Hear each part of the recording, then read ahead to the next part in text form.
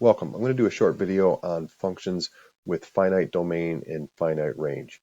All right, we often cover function transformations over functions with functions like x squared or the square root of x, and those functions have infinite length domains and ranges, so it's hard to see a real connection between what happens in the function transformation and how that affects the domain and range, because if you shift or stretch a interval of infinite length, you still have an interval of infinite length. However, if you shift or stretch a interval of finite length, then that resulting domain or range is also going to have finite length. All right, so here's the problem we're given. We have a function with domain -2 to 6 and range -3 to 5. All right, there's many functions that satisfy those constraints. I've got one pictured below here. So I'm going to put a couple things on the graph here.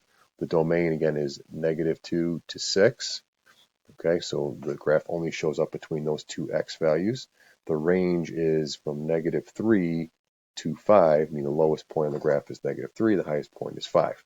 How we're going to use that in this problem is illustrated up here. We're going to do different things for the inside changes versus the outside changes. All right, for the inside changes, we're going to say, okay, put the input for f, whatever that might be, between -2 and 6, and then solve a resulting inequality. For the outside changes, we're going to manipulate the inequality listed in green here, where we're going to obtain the result for that we're given by multiplying or whatever it might be each left, right, and middle of this inequality for the range to obtain the desired result.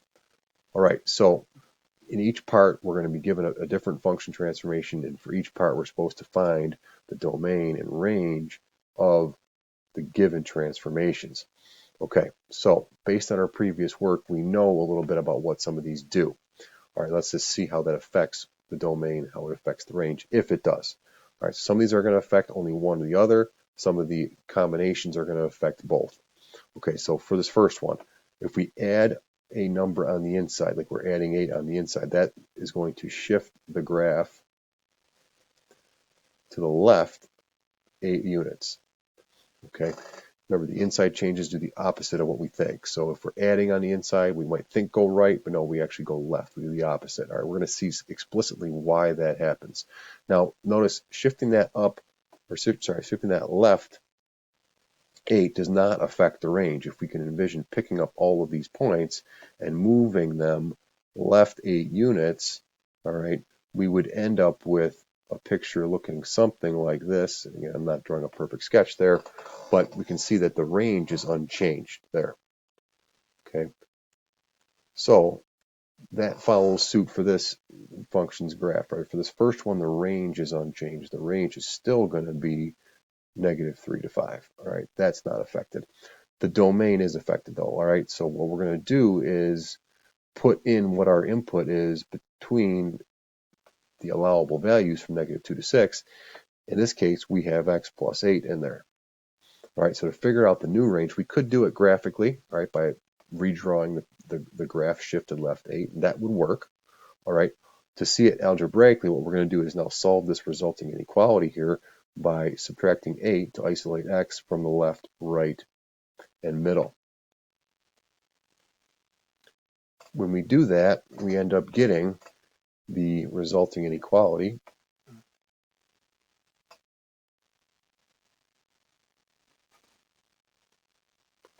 of -10 is less than or equal to x is less than or equal to -2. So that's the new domain for this problem. Again, we could put that in interval notation if we need to. Let me just move this bit down here.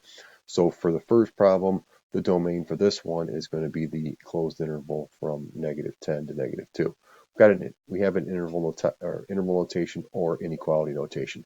All right, one thing I like about this, it shows explicitly why we shift left 8. Why are we shifting left 8? Because we're solving this inequality by subtracting 8. That makes us move left. All right, let's continue on for some of these other examples here. So the next one, all right, you should know from the work that we accomplished so far that multiplying on the outside is a vertical effect. In this case, it's a vertical stretch by a factor of 3. All right, notice the inside here is unchanged. It's still x on the inside. So for this problem, the domain will be unchanged. It's going to still be -2 to 6. The range will be changed. To figure the new range out, what we want to do is write down the original range in inequality node form, which would say the output values f of x are between -3 and +5. Now, what we want is, on the inside of this inequality, we really want 3 times f of x, not just f of x. And we can accomplish that if we go ahead and multiply on the left and the right by 3.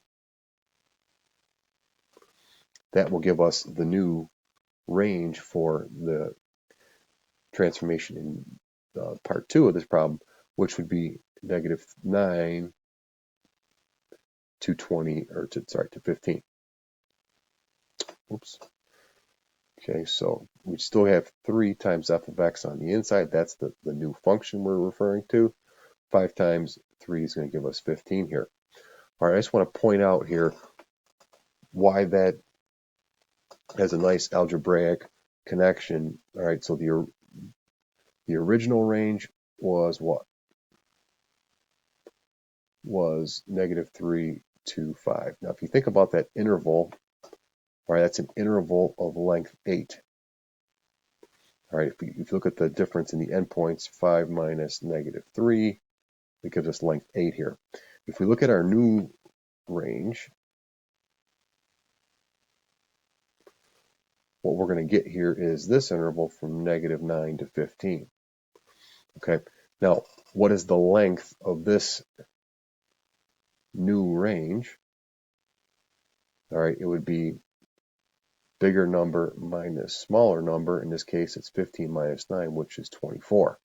All right, now if we look at that and think about, well, how does that jive with our knowledge here?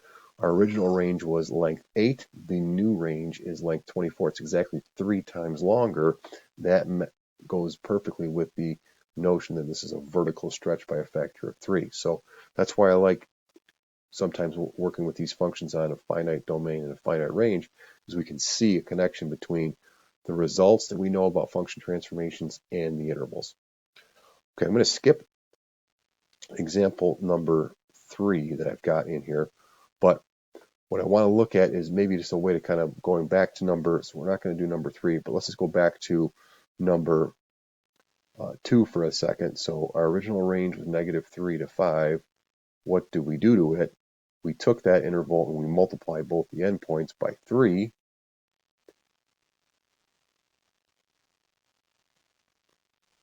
To obtain the new range. Okay, so you can shorten some of this down once you get a better understanding of the mechanics of it, but I would encourage you to write out the inequalities the first couple times you're doing this. All right, but then you can shorten it down if you're asked to give an answer in interval notation. Okay, let's look at a couple more where we're going to combine together the transformations.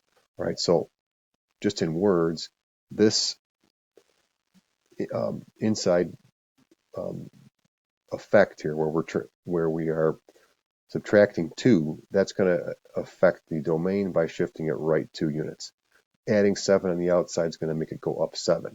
All right, so let's see what happens for this example here. Well, let's think about just kind of shortening this up a little bit. For the domain part, it was originally from -2 to 6. If we move that right 2, what should that be? Well, right 2 means we're going to add 2 on. So we're going to add 2 to each endpoint to give us the new domain being from 0 to 8. Okay, notice this is a shift. It's not stretching, so the domain length is still the same. The interval -2 to 6 has length 8. The new domain 0, 8 also has length 8. Looking at the range, what would happen there? The original range was -3 to 5. If we shift that up 7, we are going to just simply add 7 to the lowest point and add 7 to the highest point. Okay, we could work this out with inequalities like we did in the first couple parts as well, but we can do it this way a little bit quicker, so we get the interval from 4 to 12. All right, again, notice the interval range was length 8 for the original range, and the new range is length 8. It's just a coincidence that the domain and range are the same length for this example that I'm going through in this video. All right, couple more here. Oops. Let's look at it, just another example or so for this recording. Okay, so number 5, again, we're still working on the same problem, or same functions, domain, range, all that. This one's going to mix a few together. All right, so let's start on the inside and work our way out for this problem. So the +1 on the inside, that's going to make us go left 1. The minus sign on the outside, that's going to reflect the graph over the x-axis. All right, let's see how that affects things. And then the minus 13 lastly is going to go down 13. So that's what's happening in words. Now, the first one is the only one, all right, the things that are happening inside the parentheses of the function notation are what's going to affect the domain. All right, so let me just highlight those. That's going to affect the domain in light blue there. All right, the things that are on the outside, that is what's going to affect the range. So negating on the outside will affect it, and subtracting 13 will affect the range. So let's work with the domain first. So the domain, what happened to that? So again, going in stages, we're going to go from -2 to 6. Left 1 means we're going to subtract 1. We're going to shift the whole thing left by subtracting it, so -2. We end up doing the opposite of what we might think. Instead of adding 1, we're going to subtracting 1. We explain why that happened with the inequality example up above. The new domain in this case is -3 to 5. All right, for the range, how is that going to be affected here? All right, so let's go with that again in stages. So thinking about the original range was -3 to 5. And the first thing we're going to do is reflect over the x-axis. Now that one we got to be a little bit careful about. All right, when we write our numbers down in interval notation, I'm just going to jot these down. If we do -3 times -1, or just multiply by a negative, that's going to give us +3. If we take -1 times +5, that's going to be -5. So we got to be a little careful here. We have to negate, yes, but that's going to end up with the number, with us switching the endpoints. We're going to have -5, 3. Whenever we write an interval notation, we have the smaller number on the left of the comma, the larger number on the right side of the comma. All right, what's lurking in the background here is if we negate both sides of an inequality, we have to reverse the inequality. So when we reflect, we have to then flip as well which sides of our interval notation. Down 13, this is a little bit simpler. We're now going to take the -5, subtract 13, take 3, subtract 13. So our new range in this case is going to be, for this problem, -18, comma, -10. Right, still an interval of length 8, all right, but a couple of different transformations happened with that one. Okay, let's do the last one just for completeness for this video. This was the last example we had here. All right, so notice the inside here is unchanged. We just have x, so that's not going to be affecting the domain at all. What do we have happening? We got a couple different things. We have multiplying by 1/2. We have negating. We have adding 4 on there. All right, so the domain for this one is unchanged. I'm not even going to write that out. Let's say what these things do. The 1/2 is a compression, vertical compression by 1/2.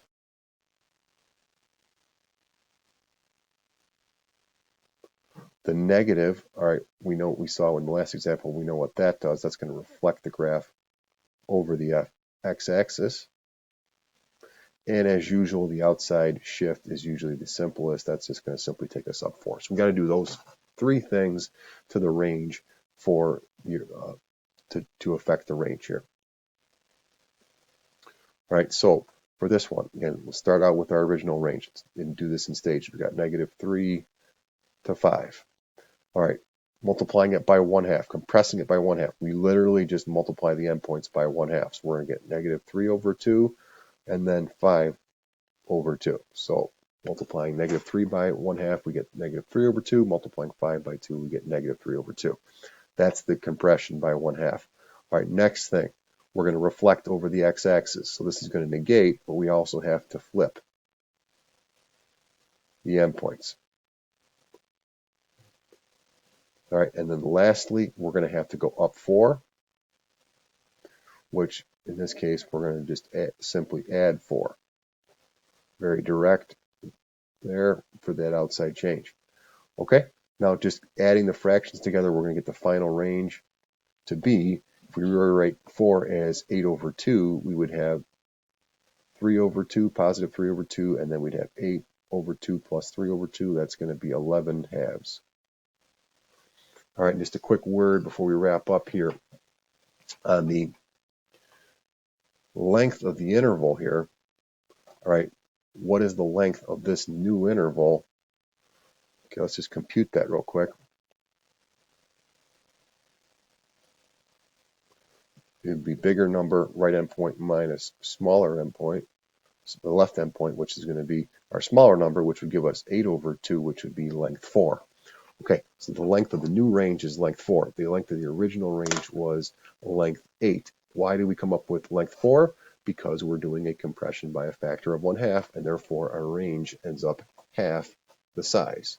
We can see that with a finite interval, harder to see that with an interval of infinite length. Okay, that's it for this recording. Hope that helps.